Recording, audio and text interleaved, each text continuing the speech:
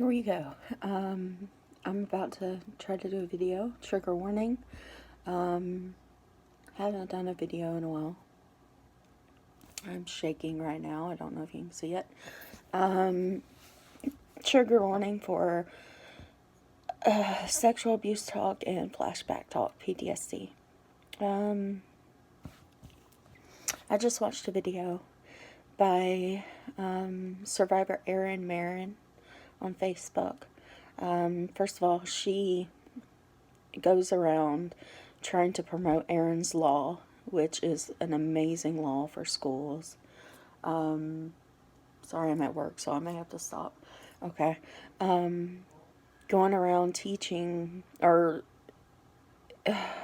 enforcing that they teach sexual abuse at schools. Okay, let's see if I can connect two videos. But Erin's Law dictates that they teach sexual abuse in schools starting in elementary school. It's geared toward age appropriateness and all. It's not like they do this, violent talk and all with detailed talk with, kindergartners or anything. It's geared to the ages. But hundreds of kids have come forward afterwards. Really interrupted here at work. Anyway, I think I was saying that a lot of kids have stepped forward after being abused, and being taught by Erin's Law and recognizing that what they went through was abuse and that it was wrong. And so they spoke up. People were called, stuff like that. So I'm really a big proponent of that law. But anyway, she was doing a video after her husband, after she sat him down and told him what a flashback is like. Because, of course, he has not gone through abuse or trauma. He hasn't had PTSD. He has no idea. So he was like, you need to do this, post a video, and explain it to people. So here I am trying to do the same. Everybody experiences flashbacks differently, of course, because everyone's minds are different. But I tend to have a lot of flashes, is what I call them. Really, really, really short, just visual images where I may feel the emotion that I was feeling at the time, but aren't like auditory or anything like that. Usually I'm still aware of what's going on around me at some point, at some level, but it's like all of a sudden the movie screen's like going in my head, this visual image. Then I have body memories where my body actually feels like I'm being abused. I actually feel hands on my wrists, gripping them and holding me down by the hands.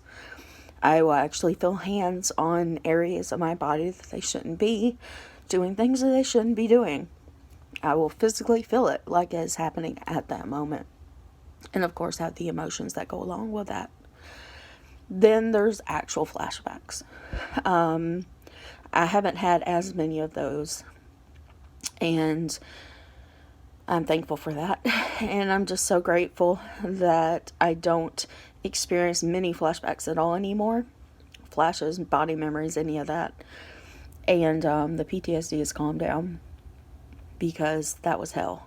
Living with it for so many years, with it really intense, was pure hell. It's like being haunted. Like, like there's a ghost always at your side. And the actual flashbacks, like, you'll be doing whatever and just suddenly you're seeing, hearing, feeling what happened of the abuse.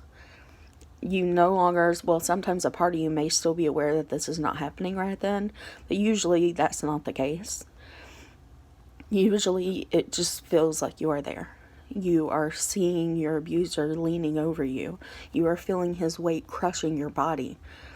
Feeling a hand, pinning down your wrists, squeezing tightly. Feel their breath.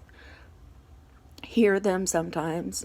I haven't heard my abuser, my father, in my flashbacks. Whether that's just a mental block I have or the times that I have had the flashback of he wasn't talking at the time.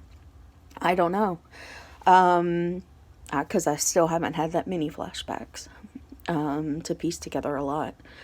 But you feel all those emotions. You know, I heard myself saying, and I knew I was saying it, you know, please, Daddy, stop, you're hurting me.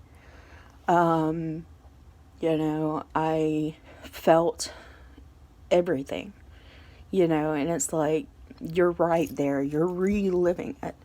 It's so real. And then suddenly you snap out of it and you're back in your modern time or whatever, and you're still feeling those things, even though the visual may be gone. And it haunts you. It really does. But yeah, that's the best I can do to describe it. I urge other people to speak out and try to help people who don't understand what it's like, to help understand those in your life who do deal with this, to help them cope. Because they really need support and love and understanding. That's a huge thing. If you can empathize with them at all, understand it even a little bit, it really helps a survivor. It helps them feel not so alone. So I encourage you to try to understand that, and survivors to try to speak up.